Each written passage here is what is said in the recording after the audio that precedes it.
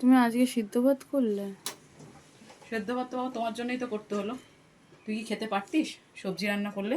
আমি তো বললাম মিক্সিতে ঘুরিয়ে দেবে এমনি। ভালো লাগে? একে তো কারেন্ট চলে গেছে, তার উপরে আবার বলছিস মিক্সিতে ঘুরিয়ে গো। মামনের হচ্ছে আক্কেল মারি উঠছে।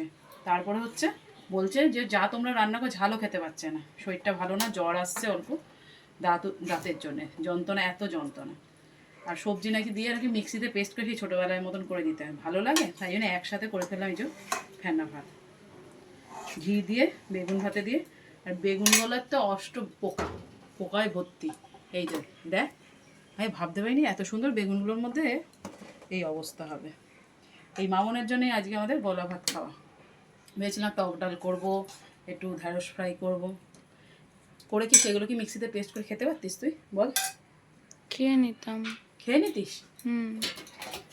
দেখ গলা ভাতটা খা, ভালোভাবে খেতে পারবি।